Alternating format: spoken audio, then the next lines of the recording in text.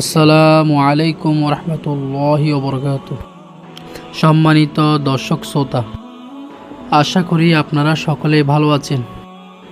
আমিও আলহামদুলিল্লাহ আল্লাহর রহমতে ভালো আছি। আপনাদের সকলকে চাটগাইয়া আড্ডা ঘরের পক্ষ থেকে শুভেচ্ছা জানাচ্ছি। আপনাদের সুপরিচিত এই চ্যানেলটিতে আজকে থেকে নিয়মিতভাবে ধারাবাহিকভাবে ইসলামিক বিভিন্ন মাসনুন আমল নিয়ে কথা বলবেন আপনাদের সুপরিচিত প্রিয় ভাই আব্দুল খালেক। আমি ভাইকে তার মূল্যবান বক্তব্য রাখার জন্য চাটগাইয়া আড্ডাঘরের পক্ষ থেকে সবিনয় অনুরোধ জানাচ্ছি। السلام عليكم ورحمة الله وبركاته.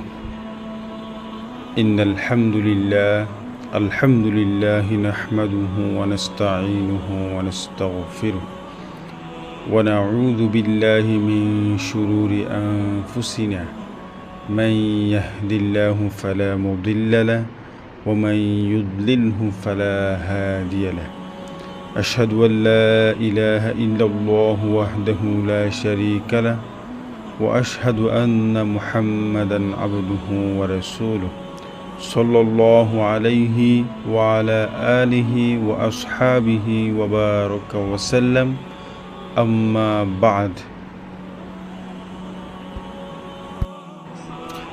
সম্মানিত চাটগাইয়া আড্ডাঘরের দর্শকবৃন্দরা, আপনারা সকলে কেমন আছেন? আশা করি আপনারা ভালো আছেন। আমিও আলহামদুলিল্লাহ ভালো আছি। আমরা আজকে নফসের বিষয়ে কথা বলার চেষ্টা করব, আল্লাহ তাআলা যদি আমাদেরকে তৌফিক দান করেন। রব্বি জিদনি ইলমা রব্বি ইশরাহ লি সাদরি ওয়া ইয়াসসির লি আমরি ওয়াহলুল উকদাতাম মিন লিসানি ইয়াফকাহু কওলি। আমরা আর কথা না বাড়িয়ে সরাসরি আলোচনায় প্রবেশ করি ইনশাআল্লাহ। আমরা যা শুনব আমলের নিয়তে শোনার চেষ্টা করব। তাহলে শুরু করা যাক। মানুষের অস্তিত্ব দুভাগে বিভক্ত। 1 নম্বর হলো শরীর, 2 নম্বর হলো নফস। মানুষের নফস আবার 3 প্রকার, যথা নফসে আম্মারা, নফসে লাওয়ামা, নফসে মুতমাইন্না। নফসে আম্মারা শব্দের অর্থ হচ্ছে কুপ্ররোচক আত্মা, অর্থাৎ খারাপ আত্মা। নফসে লাওয়ামা শব্দের অর্থ হচ্ছে অনুশোচনাকারী আত্মা। নফসে মুতমাইন্না শব্দের অর্থ হচ্ছে প্রশান্ত আত্মা। এই 3 প্রকার নফস তথা আত্মার পরিচয় আমরা জানার চেষ্টা করব ইনশাআল্লাহ। 1 নম্বর নফসে আম্মারা, যা সর্বদা মানুষকে হিংসা, তাকাব্বুর, রিয়া, বেবিচার, হানাহানি ইত্যাদি খারাপ কাজের প্ররোচনা দিয়ে থাকে। কখনো ভালো কাজ যেমন নামাজ, রোজা ইত্যাদি করতে চায় না, বরং নফসে আম্মারার কাজই হলো সর্বদা মানুষকে আল্লাহ তাআলার নাফরমানি ও গুনাহের কাজে ডুবিয়ে রাখা। আলেমদের কেউ একে পশুর আত্মা, আবার কেউ শয়তানের আত্মা বলে আখ্যায়িত করেছে। পবিত্র কুরআনে এই নফস সম্পর্কে বলা হয়েছে, ওয়ামা উবাররিউ নাফসি ইন্নান নাফসা লাআম্মারাতুম বিসসু। আমি আমার নফসকে পবিত্র মনে করি না।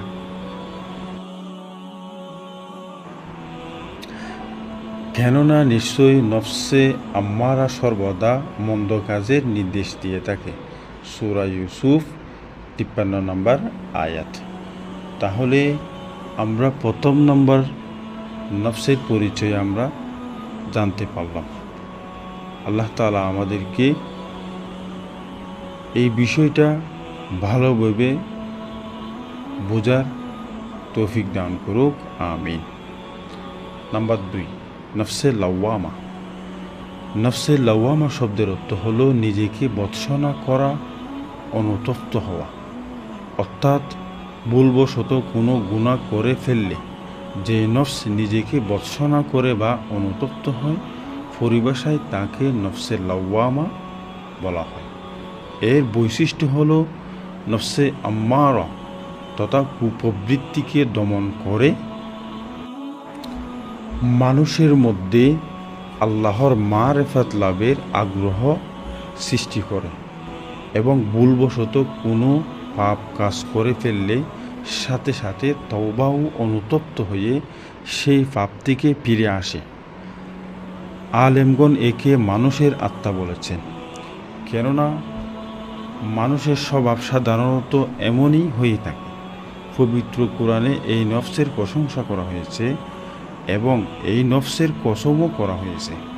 আল্লাহ তাআলা বলেন, আউযু বিল্লাহি মিনাশ শাইতানির রাজীম, লা উকসিমু বিয়াউমিল কিয়ামাহ ওয়া লা উকসিমু বিন-নাফসিল লাওয়ামাহ, লা উকসিমু বিয়াউমিল কিয়ামাহ, আমি কসম করছি কিয়ামত দিবসের। ওয়ালা উকসিমু বিন-নাফসিল লাওয়ামা, আমি আরও কসম করছি নফসে লাওয়ামা তথা অনুশোচনাকারী আত্মা। সূরা কিয়ামা 1-2। তাহলে আমরা নফসের দুটি বিষয় পরিচয় আমরা জানতে পারলাম। প্রথমটা ছিল নফসে আম্মারা, খারাপ আত্মা। দ্বিতীয়টা ছিল নফসে লাওয়ামা, অনুশোচনাকারী আত্মা, যাকে মানুষের আত্মা বলা হয়েছে। প্রথমটাকে বলা হয়েছে পশুর আত্মা, দ্বিতীয়টাকে বলা হয়েছে মানুষের আত্মা। এই দুটি আত্মার পরিচয় আমরা বুঝে শুনে আমল করার চেষ্টা করব ইনশাআল্লাহ। আল্লাহ তাআলা আমাদেরকে আমল করার তৌফিক দান করুন। তাহলে এখন আমরা জানব নফসে মুতমাইন্না, 3 নম্বর আত্মা। নফসে মুতমাইন্না শব্দের অর্থ হচ্ছে শান্তি ও নিরাপদ, অর্থাৎ যে অন্তর সকল প্রকার গুনাহ থেকে, নাফরমানি থেকে মুক্ত থাকে। পরিভাষায় তাকে নফসে মুতমাইন্না বা প্রশান্ত আত্মা বলা হয়। এর বৈশিষ্ট্য হলো যে সর্বদা ভালো ও নেক কাজ করতে থাকে, এক মুহূর্তের জন্য পাপ কাজ করে না, এমনকি পাপের কল্পনাও করে না। নিজের তবিয়তকে শরীয়ত বানিয়ে ফেলে, অর্থাৎ নিজের ব্যক্তিত্বকে শরীয়ত বানিয়ে ফেলে। তখন শুধু আল্লাহ পাকের সন্তুষ্টি জীবনের মূল উদ্দেশ্য হয়ে যায়। তাসাউফের পরিভাষায় এই প্রকার নফসকে রূহ বা নফসে মুতমাইন্না বলা হয়। আলেমগণ একে ফেরেশতাদের আত্মা বলেছে, কেননা ফেরেশতাগণকে এইরূপ স্বভাবেই সৃষ্টি করা হয়েছে। কোরআনে এই নফসের প্রশংসা করা হয়েছে। আল্লাহ তাআলা বলেন, আউযু বিল্লাহি মিনাশ শাইতানির রাজীম, ইয়া আইয়াতুহান নাফসুল মুতমাইন্নাহ ইরজিই ইলা রাব্বিকি রাদিয়াতাম মারদিয়াহ ফাদখুলি ফি ইবাদি ওয়াদখুলি জান্নাতি, ইয়া আইয়াতুহান নাফসুল মুতমাইন্নাহ, হে প্রশান্ত আত্মার অধিকারী, ইরজিই ইলা রাব্বিকি রাদিয়াতাম মারদিয়াহ, তুমি ফিরে এসো তোমার রবের দিকে সন্তুষ্ট চিত্তে। ফাদখুলি ফি ইবাদি, সন্তোষভাজন হয়ে। ফাদখুলি ফি ইবাদি, অতঃপর আমার বান্দাদের মধ্যে শামিল হয়ে যাও। ওয়াদখুলি জান্নাতি, আর প্রবেশ করো আমার জান্নাতে। সূরা ফজর 27 থেকে 30 নম্বর আয়াত পর্যন্ত। তাহলে আমরা নফসের 3টি পরিচয় পেয়ে গেলাম। আগামী পর্বে আমরা জানার চেষ্টা করব নফসের রূপ কী। আল্লাহ তাআলা আমাদেরকে শুনে যাচাই বাছাই করে আমল করার তৌফিক দান করুক। আমিন।